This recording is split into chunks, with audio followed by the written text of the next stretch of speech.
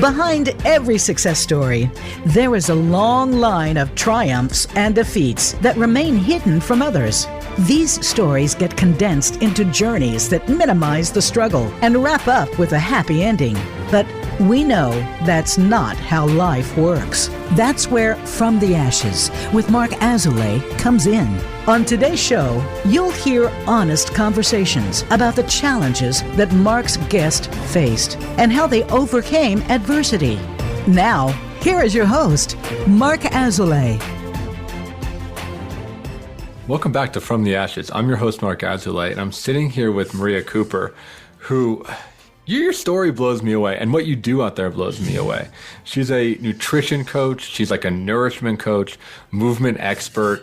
And we first met, I was one of your clients, and you taught me how to cook healthily, how to cook paleo, and just how to really not just learn the technical skills, but develop a better relationship with food. And that's something that I've carried on since, the couple of years we've met. And I'm so excited to, pull back the curtain on you a little bit, learn more about you and your history, and welcome you to the show. So Maria, welcome. Welcome to From the Ashes. Thank you. I'm so happy to be here. It's so good to see you. I'm really looking forward to this episode and to reconnecting. And for those listeners out there, we're going to be talking about nutrition, but how it impacts mental health. And we're going to learn a bit about Maria's past, how she used food, and not just food, but holistic care in general, to really stabilize herself and create a life that is quite diverse and incredibly successful and inspiring. So without further ado, Maria, do you want to kick us off with your From the Ashes story? So I have always been so passionate about food and cooking, and I think a lot of this stems from cooking with my grandmother growing up. We did a lot in her kitchen. I stayed there during the summers growing up for a couple weeks, most summers. And, I cooked a lot with my mom as well. I come from a Lebanese family, and there was just such passion around food. Food was always such a big deal, and it still is. But I'm not here today so much to talk about my food journey, because that could last all day. I'd love to share a bit about my mental health path, which actually started when I was 18, on paper anyways, in 1998. And these two stories do come together later in life. So when I was 18, I had just started college. It was my second semester. And I was hospitalized for 3 weeks in Charleston, West Virginia, where I grew up, for a bipolar diagnosis. So what happened was I was in college and life was so exciting. I wasn't doing drugs or drinking or anything like that. I was actually a really clean kid in that respect. I was quite a creative. I was an acting major in college and also a musician. I played guitar and sang for a band back home. And we were in the process of making a CD, which was brand new for me and so thrilling. We were playing lots of live shows, and there was so much creative energy. My heart just felt like it was expanding. And, I had just left home. It was such an adventure. I was very much involved in my romantic life at the time. I had fallen in love with this beautiful man I had met in college, and a lot was also happening spiritually. I had this deep desire to go within, I would say, that had been cultivated at a younger age. This seed for yearning for a deeper truth, as well as a God connection. I grew up involved in my church and youth groups and church camp and that kind of thing, that was that had an emphasis on nature, an emphasis on the beautiful mystery, the unknown. And I will say that I always felt so connected to a trust, to a knowing, a leaning on a wisdom of something that is, unknown and beautiful. And when I left home, a lot was happening internally. A lot was sort of speeding up within me. And things started to shift and become a little more expansive, one could say, because I stopped sleeping. So it was my second semester, my freshman year, and it was February, and the sleeping became less and less. And then there were a couple weeks where I pretty much didn't sleep at all. And who's to say if it was, mania causing the not sleeping or not sleeping causing the mania. And it doesn't really matter. But things came to a head, and I quit school all of a sudden. I drove home. And, my mother and I always had and still have this connection to each other where we just know when something's off. And at the time, my mom was a psychiatric nurse, and she just spotted what was going on. She just knew it. So she came home, and long story short, my parents took me to the hospital for an evaluation, and I was taken into the hospital. I was there for 3 weeks. It was difficult. It was frightening. I was very disoriented. I was extremely resistant to being there. I was literally kicking and screaming. I tried to escape. But once I was on the intense drugs that they give you and I came down from it all, I was fully devastated that what I thought was going on wasn't going on. That my grandiose thoughts weren't real, and that I was actually having a psychotic episode. So I had felt so alive, and then all of a sudden I felt, so dead inside. It was like my spirit was sucked away, and my vitality was no longer present. And my family was terrified. My siblings at the time were in higher education. I'm the youngest of my family, and my family is very close. So my siblings came to see me when I was there, and it was a really challenging experience for my family, but they were all incredibly supportive. They all have continued to be through the years. And when I look back onto that time, I feel so held by them all. So the next thing that happened is I moved home to live with my folks for a couple months. And then I got an apartment with some guys I was playing music with, and stayed in Charleston for a while, I think like a year and a half or so. And then I went back to college, got in a different band with the guy that I had fallen in love with before. And we ended up touring for a while, a couple years, I think, just trying to do that professional music thing. And it was a total blast. We centered ourselves in Pittsburgh, and it was a wild time. And then he and I both, at a certain point, decided that it was best that we go back to college. And we were both kind of starving for knowledge and structure and that sort of thing. So we went to University of Pittsburgh, and I graduated with a psychology degree. And I thought that I wanted to work with mood disorders.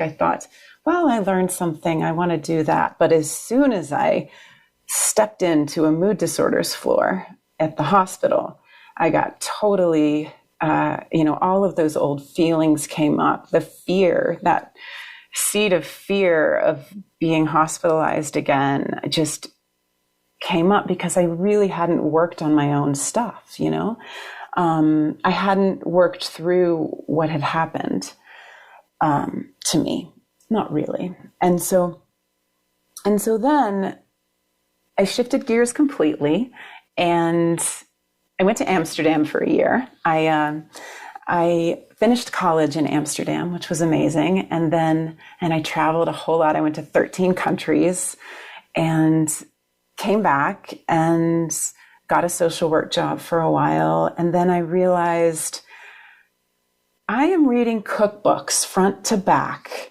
and I need a lighter life. Like, I need something that's going to be more uplifting, than the field of psychology or the field of social work. And I just didn't have what it took at the time, mainly because I hadn't worked through my own emotions of terror and shame and everything that had come up. So I went to culinary school in Pittsburgh, and when I graduated, Craig and I moved to Boulder. And from there, I quickly found out that I had a major thyroid issue due to the lithium that I had been on. And so I tried to shift gears with the medication. I got a major allergic reaction to Lamictal. And I had to quit my job. I had to quit my path of stressful kitchen work. And I met beautiful Craig King, a local natural food chef that helped me learn about organic foods, healing foods. We opened up together Anjou, which was a juice bar on West Pearl, which later turned into Cafe Zesta, which was a food place that I created the menu for and helped run. And then after that, I really stayed on that path of healing foods and being so passionate about special diet needs, gluten-free and dairy-free. And I helped open up a restaurant in Madrid, in Spain, next, which also had a deep health focus. After that, I came home and I came back to Boulder, and what did I do next? I started doing just some personal chef and catering work for a bit, but then I got hired as the executive chef for the Highlands City Club for the next 10 years. So that was in 2008. And, that was sort of the best fit for me and such a gift of a place where I could be, where I could expand my creativity as a chef, where I could experiment. And also it gave me an opportunity at the time, I would say a few years in, after I arrived there, it gave me an opportunity to experiment with coming off lithium for real this time. Mm-hmm. The problem was that I worked with a naturopath that encouraged me, I think, to come off of it a little too quickly. So that was in maybe 2012, 2013, somewhere in there, I'm not sure. And I would say this was my other major episode in my life, like other major mental health bipolar episode, and it looked fully different. So I came off lithium. I came off a 900 milligram lithium dose to 0 milligrams of lithium in 3 months. That's fast. Yeah, it was. And I didn't know any better. And so it wasn't the typical mania that I had so much fun with before. It was extreme anxiety. It was extreme insomnia. It was, I'll say, this isn't dramatization. It was terror for months. But it was also another time in my life that it was like spirit watching me and giving me this opportunity, because what happened is I know from personal experience that I don't shift until I suffer enough, right? And I suffered enough. And so the therapist that I had been working with for probably 5 years at the time, Shauna Suzine, who has been so instrumental in my life. I still work with her. It's been, maybe like 12 years since I've been working with her now. She helped me through that. She gave me even more tools, and she introduced me to Brandon Lundell, this amazing functional medicine doctor at the time, when I got off lithium and had that anxiety response. Brandon has since helped me to restabilize, and in conjunction with at the time, Antonio Wood, incredible psychiatrist. Together, Antonio Wood and Dr. Lindell and Shauna, I would say, were like the trifecta of support system for me at the time. It took me a year to restabilize, and no one knew, like no one at my work knew that was happening. My brain was going so fast that I had to literally like document every little thing that I did in order to stay on track in a day. But I ran a kitchen. I continued to teach dance class. I teach dance, by the way. I continued to manage my life, but it was hell every day. Yeah, that is wild to hear. And that story is not, it's awful and it's not unique. There's so many people, right, that are just living with these invisible conditions. And like you said, internally barely hanging on, but still, and again, courageously, and really a lot of endurance of meeting the daily requirements of functioning and still holding the job, still connecting with people, still living your life, but having this internal anguish. What was that? What was it like to live almost a dual life, or to keep that from the people in your sphere?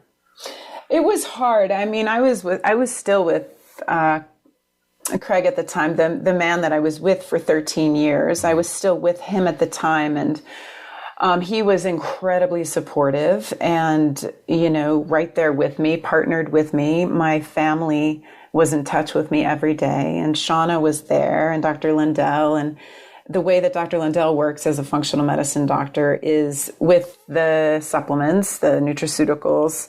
He teaches you about meditation. He teaches you about the importance of exercise. He has a gym by his office. So I felt I had such an integrated approach. My work situation wasn't such that I would have shared. It wasn't right. I mean, there were certain things in life. It's just right to, I don't love the word boundaries, but it was right for me to know what I need to protect around myself and what's okay to share. I had a couple friends, but I don't like to be an open book unless I want to be an open book. Sharing this with you today is brand new for me. Yeah, it's a big step. Yeah, and I'm in a place in my life where there's, like I told you earlier, there's a rightness to it.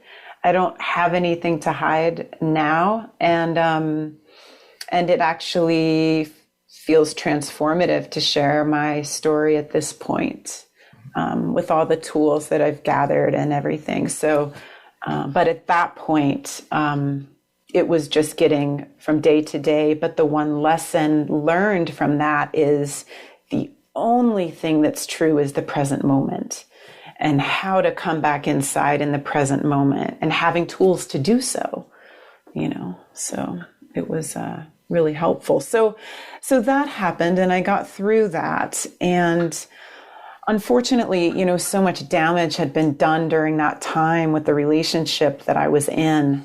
And Craig and I didn't last through that. Our relationship had changed a lot.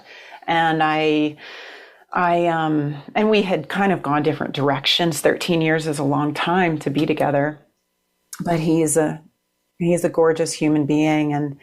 And soon after that, I started to rebuild, and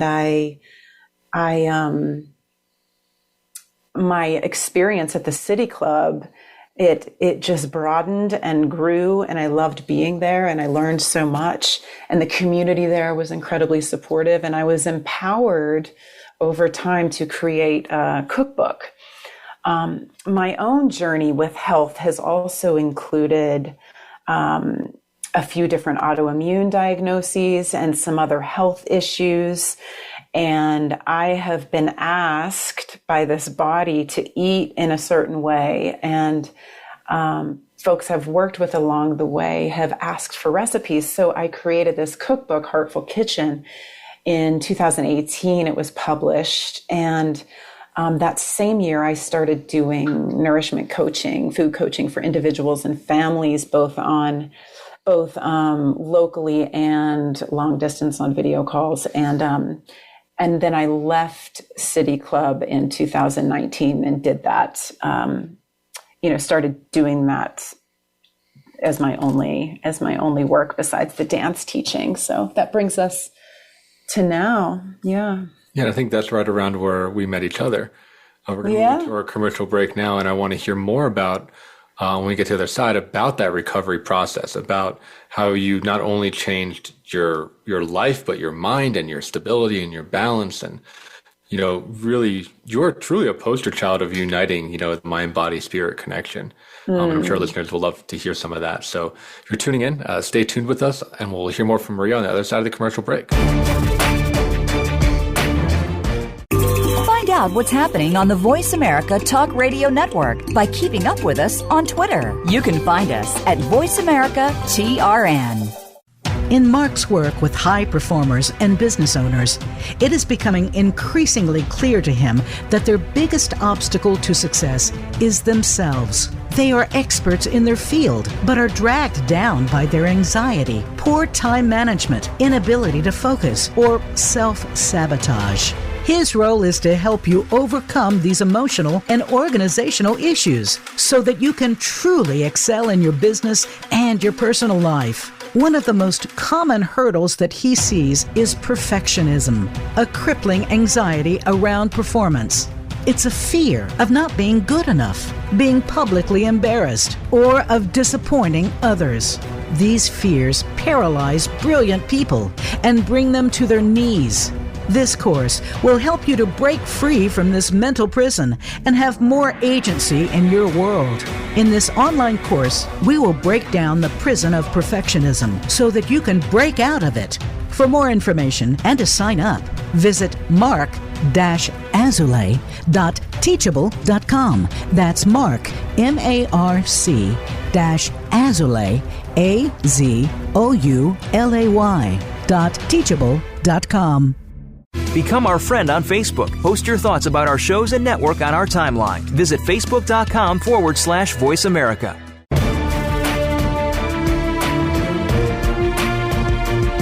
You are listening to From the Ashes with Mark Azulay.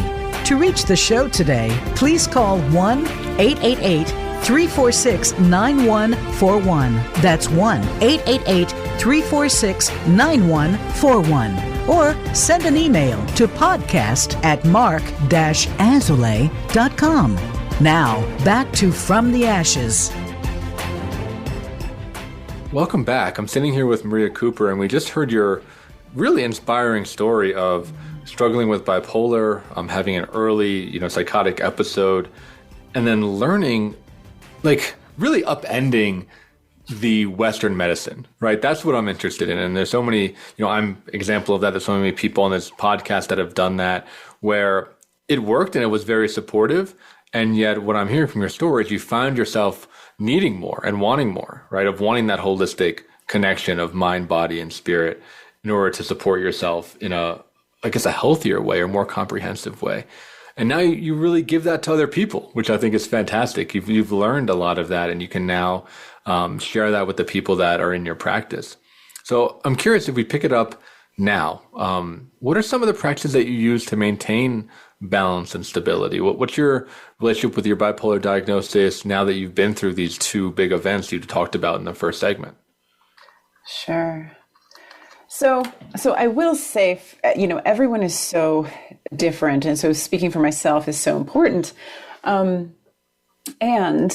the drugs for me, lithium especially, has saved my life and continues to, and I'm so grateful for it. So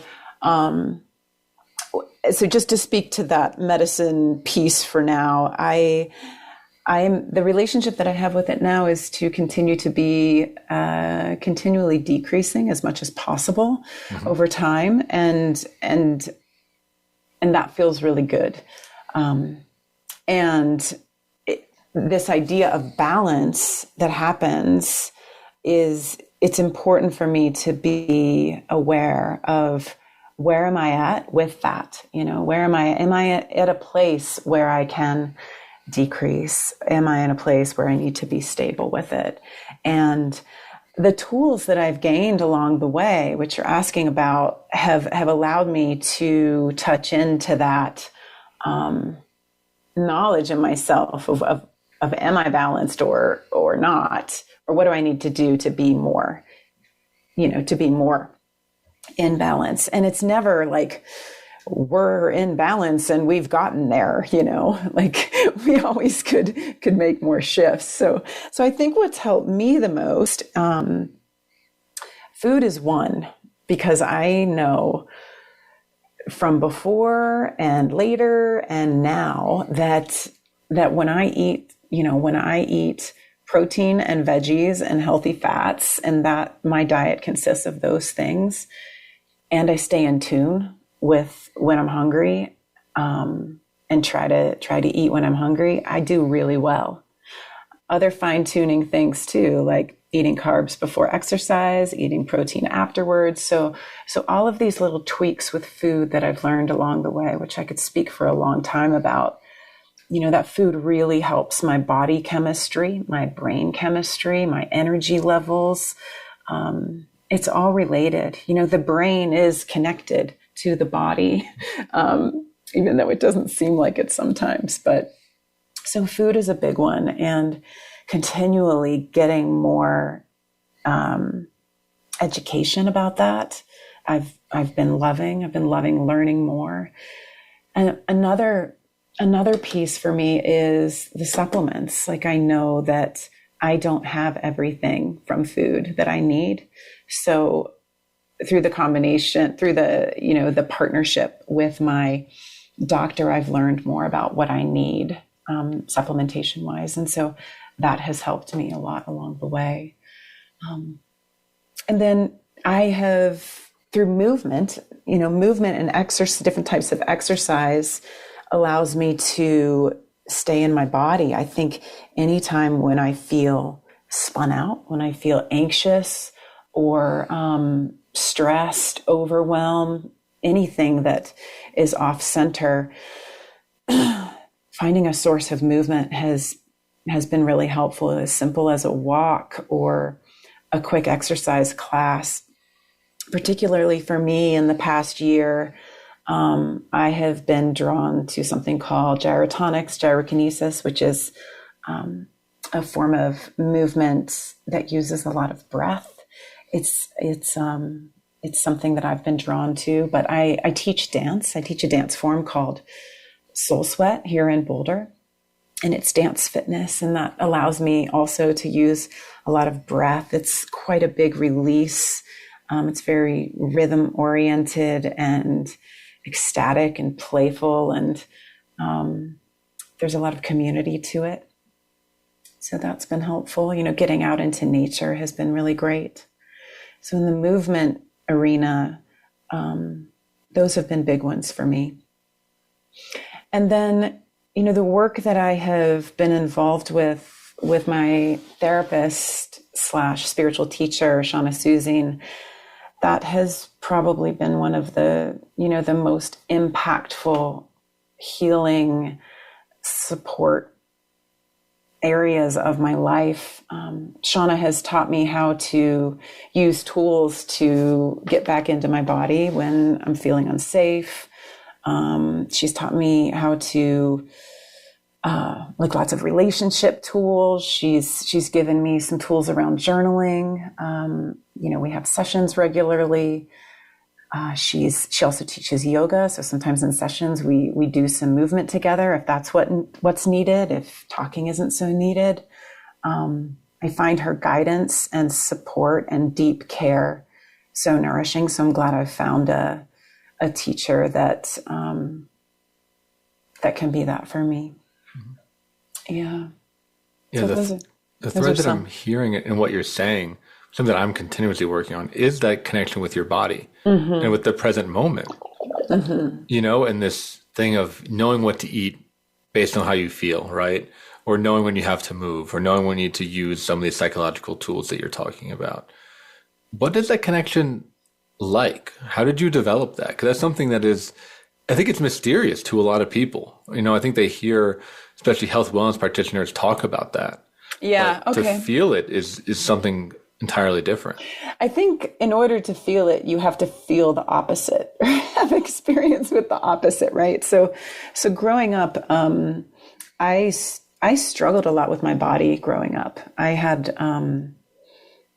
felt very unsafe in my body around, I started the segment with you talking about how much I loved food and cooking, and I did, and all that's true. But I also struggled with body image and being a really chunky kid. And I say that sweetly, but it was really tough, and I was on diets a lot. And when I was in the 9th and 10th grade, between 9th and 10th grade, I actually was on the verge of anorexic. Like, it got really bad. So I have struggled with that body image thing on and off through my young years. So the body wasn't a safe place to be. And when I started working, and it continued through until I really met Shauna. I met Shauna when I was 30, and she has a lot of experience working with folks with body image stuff. And she has given me so many tools to help transform those thoughts and feelings. And, they come up when they do, but she helps with different ways of meeting those patterns.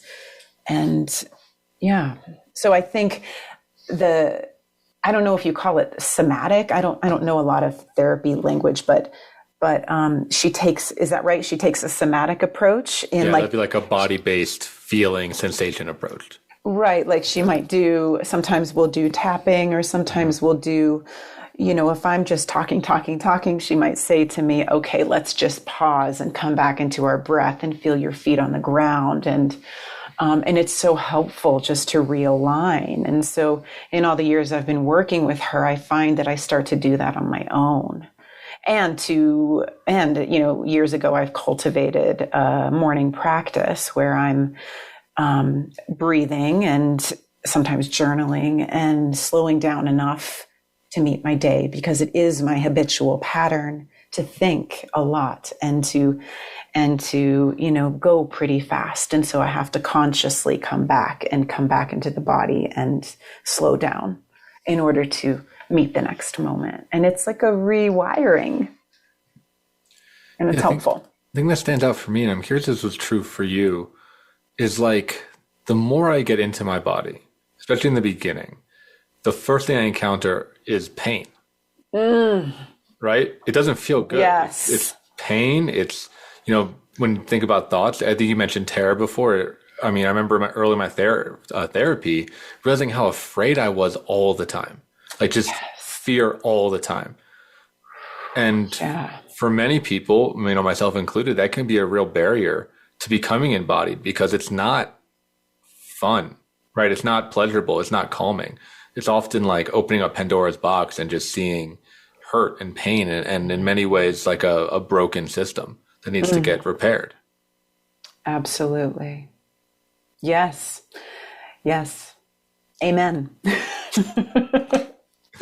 I feel that too. And I don't, my experience with all that is that I have had and continue to have so many moments like that. And then I get to start again. Or it's like, okay, I'm going to take my practice on a walk today. Or I'm going to go dance, and then I'm going to try again later, or I'm going to try again tomorrow. Or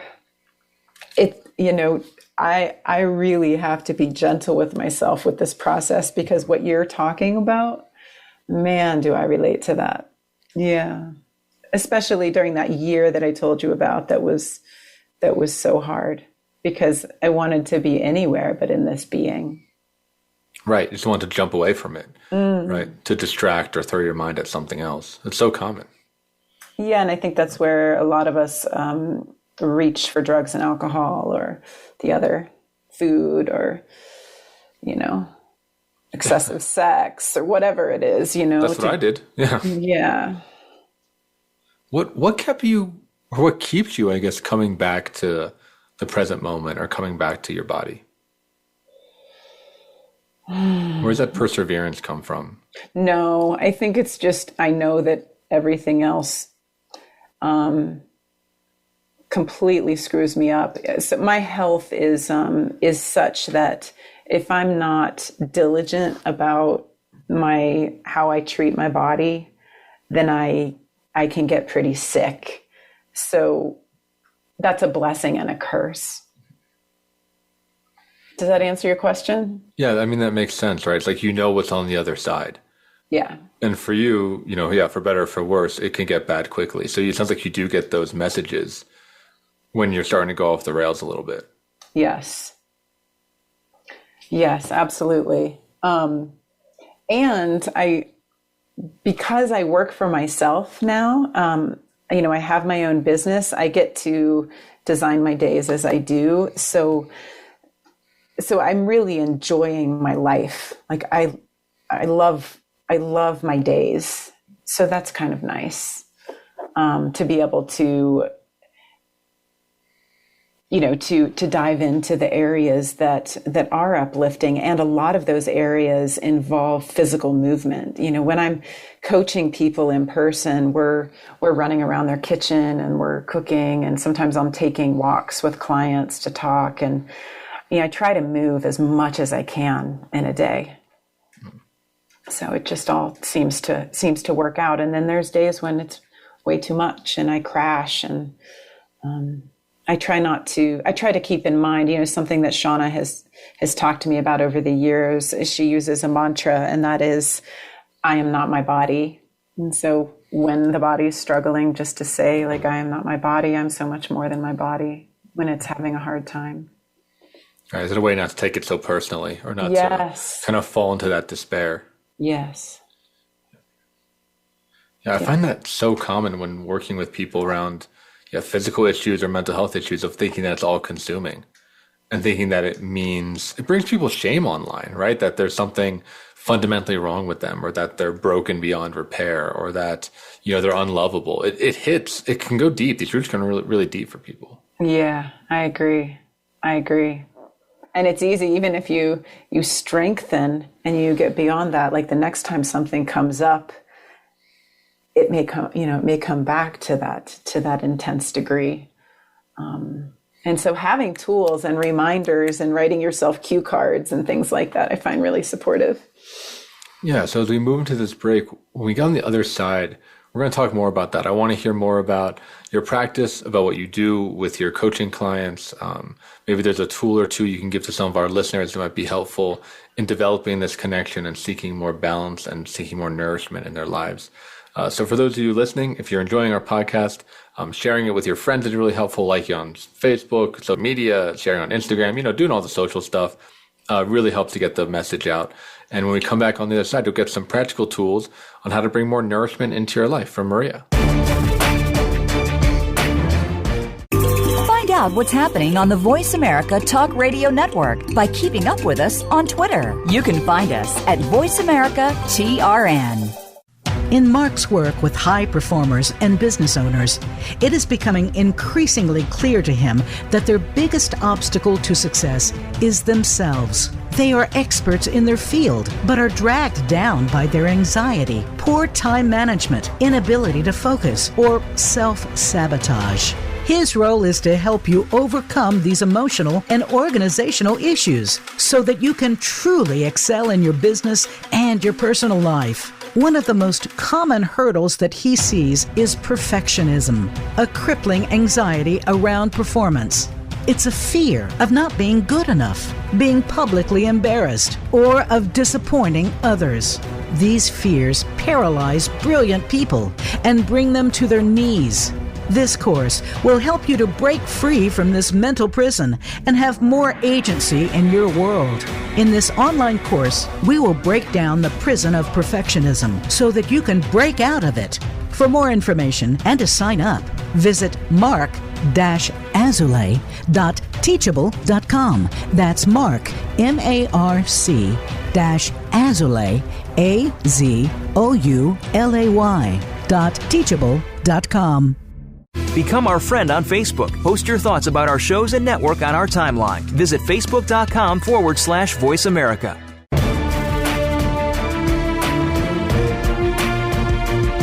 You are listening to From the Ashes with Mark Azoulay.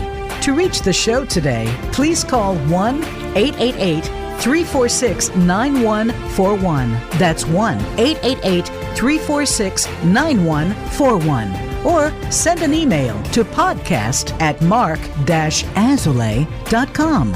Now, back to From the Ashes. Welcome back to our final segment of From the Ashes. I'm here with Maria Cooper, nourishment coach, movement expert, and just all around just in tune individual. I've been reflecting of just how calm your voice has been and how just kind of like soothing it's been to listen to you, really. I mean, I said it during the break, but I wanted to put that on the air too. And just, you talk so much about being balanced, being in tune, being in community. And we were talking about what we can give the listeners over the break. And you brought this idea, which I think is fantastic, of as we're moving into fall, moving into cold weather, the impulse, I know I feel it, is just to eat nothing but comfort junk food, right? To eat like the macaroni and cheese or the baked potatoes or just like, as much carbs and cheese and cream as possible. And even though I crave that, I know for me personally, I just crash. I'm lactose intolerant and my body doesn't process carbs that well to begin with. I just crashed really hard. And I think a lot of people have a similar thing where in this time they end up with unintentional weight gain or emotional eating or, just like some level of destabilization when they're not eating lighter food. So what are your thoughts around how do you strategize when seasons change, when it becomes a little colder out there? Yeah, I think a lot of folks, what I'm finding with my clients during this time is that people are wanting to institute a lot of rules and diets and restrictions and boundaries around their eating. And there are ways to eat healthy and really enjoy the food as well. And I think sugar starts to be a big one this time of the year, right? And so some folks, because we're like starting to get into Halloween, and then we get into Thanksgiving, and then we get into the holidays. And so instead of, especially here in Boulder, because people can be so hardcore around health and bodies and things like that. So instead of shutting the door around certain food groups, because for some reason people feel safe when they say absolutely not to certain food groups, or let me do things in a certain time restriction, or lately people just feel safer when they do that. So I invite folks instead to fall in love with food again, right? To just dive into food, but food that is nutrient rich rather than lacking and empty. And so we can so often want to push certain foods away, like certain food groups. But instead, there's so much that we can bring in that has deep nutrients. So like apples right now, right? Like apples have so many vitamins, and they have fiber, and they're yummy, and they have a natural nature sweetness to them. And we can bake them. We don't have to add extra sugar. We can just add delicious spices, and we can bake them. We don't even need to add oil. We can just add a little lemon juice and toss them around with cinnamon and freshly grated nutmeg and some orange zest or some lemon zest. And man, are they ever delicious. I do that all the time at home. And if we eat them and enjoy them and slow down enough, and then the whole house just resonates with this incredible smell, and you make yourself a great cup of chai or a great cup of green tea. Or Mark, I know that you have like the best teas ever at your house. I do. It's a really good cup of tea for sure. So something like that, like when we get our natural sweetness from food. Another idea is carbohydrate-rich vegetables that also have nutrients to them, like butternut squash, like sweet potatoes. I mean, I don't know if you guys have tried those Japanese sweet potatoes, but they're so good. So when we get our natural sugars from vegetables, I mean, we are really getting something, you know, we're getting the sweetness. And so we're kind of scratching that itch, and we're getting the natural carbohydrates that turn our brain on, that turn our bodies on, and that let us go run and play and smile and make love and do all the things that we love to do. So, you know, I invite you to eat carbs and do so in a way that, you know, is yummy and from fruits and vegetables. And I know that a one-size approach doesn't fit all, but, you know, certain people really need to restrict their carbs, and I get that. But, you know, another couple ideas for seasonal yumminess and decadent factor. I have this recipe for cashew cream in my cookbook. Mark, I don't know if we made that together. Did we make that together? I don't think we made that, but I've made it since. I pulled it from the cookbook. Yeah. It's yum. Yeah, it's really good. It's really good. I mean, you can just super easy to make. Yeah, and it's like cream sauce. And you can, you know, pick up go to a local grocery store, pick up an organic rotisserie chicken, pull it, dip it in the cashew cream, and steam some kale, and dinner's made. And it's like 2 seconds. You know, a lot of what I like to encourage people to do is to find simple ways of preparing meals that are easy and doable, and you can make several meals at a time for the week, set yourself up for success, and put the food in the fridge. And so then when you come home and you're hungry, you have things to reach for that are delicious, satisfying, decadent. You feel special. You can make yourself a beautiful plate of food. And yeah, so those are a couple ideas.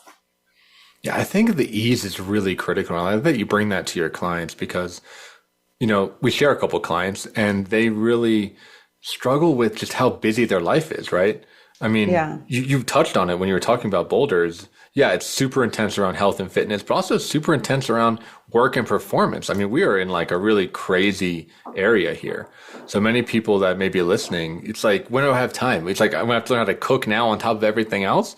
You know, I'm ready. I'm like running a company, or I like, you know, leading a team or whatever. I don't have time. I have kids, right? I don't have time to learn these things. But I think what you do is you make these things very accessible and sustainable. Right. I remember when we worked together, you were like, why, you know, roast one tray of vegetables? You can just roast like 4, you know, and you like filled up my oven with different vegetable trays of things that are roasting. You're like, look, now you're done for the week.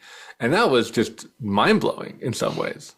Right. And people want to be, people want to have a PhD day one. Right. So it's kind of nice to look at, all right, let's just look at right now. Let's look for a plan for this week and make this week happen. And we can, you know, it's going to take you 75 minutes or however much time you have. And it could be a process of, you know, a combination of purchased food and freshly made food. Like, there's no wrong way to do something. I've worked with clients where most of what they end up nourishing themselves with is actually a combination of purchased things, just because that's what's going to work for them. It's meeting people where they are, and it's really important, but trying to get the most nutrients in as possible for where they are.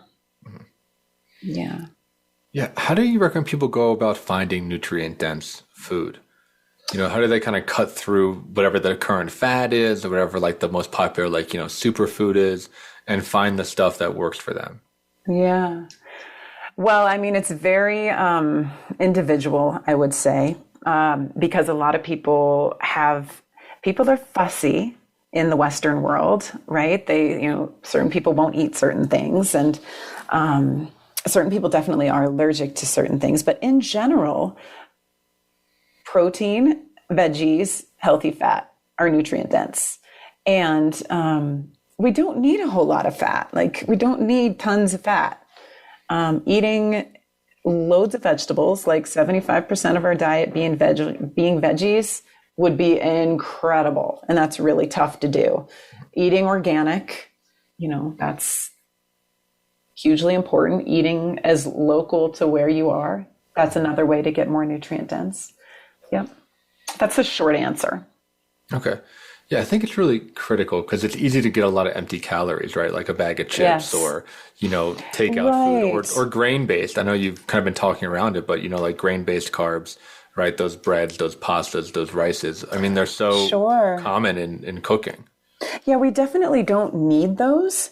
And it's helpful for many people to not have strict rules around what they eat, right? So, we certainly don't need grains and breads and pastas. We don't need them to subsist, but sometimes it's hard for folks to have their whole diet be unprocessed foods. And so you do the best you can. It's nice to educate people about this stuff and then have them do the best that they can. But it takes a while. It takes a while to make the shift from eating a lot of processed foods to eating from scratch foods, right? So to do what you can and to be gentle with yourself, and also to be in tune with yourself, to notice what's helping me, what's making me feel more vital, what's turning my brain on, what feels good in my gut, that is a great thing.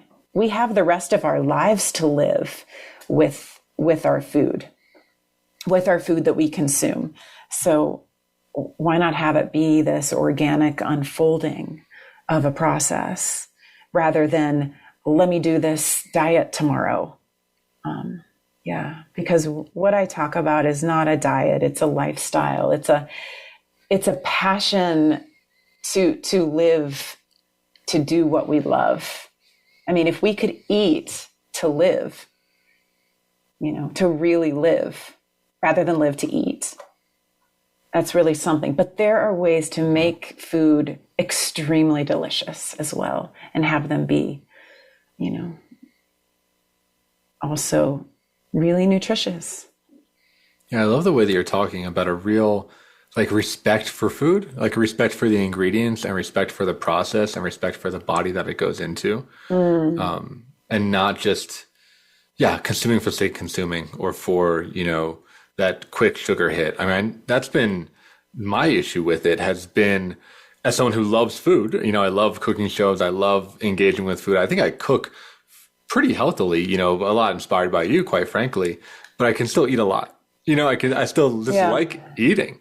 And I'll push past that moment to get to that full feeling.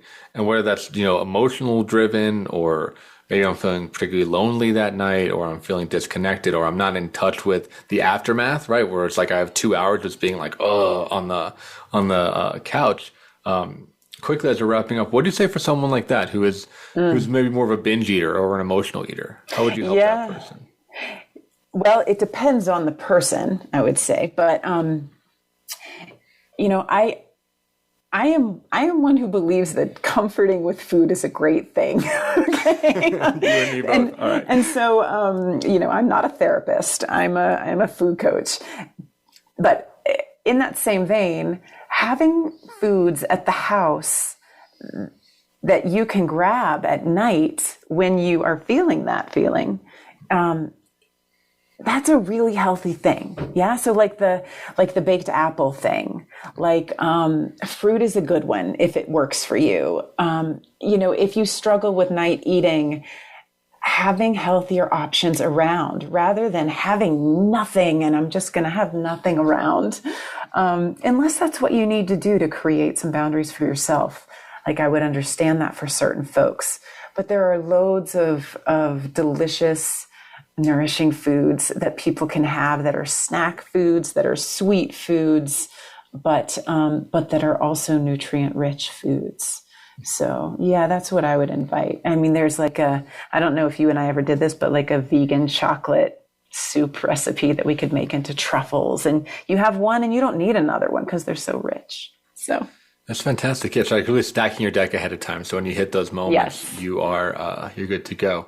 Well, as we're wrapping up our show here, Maria, can you tell people where to get a hold of you, website, email, how people might contact you if they want to learn more about you, your cookbook, and work with you as a coach? Of course, chefmariacooper.com is how you can find all those things. So thank you so much for having me. Yeah, so it's fantastic. And we'll be in touch about future episodes and about helping me learn how to not binge eat as much. Great. Thank you, Mark. Thanks for joining us. And for those listening out there, we'll catch you next week on another episode of From the Ashes.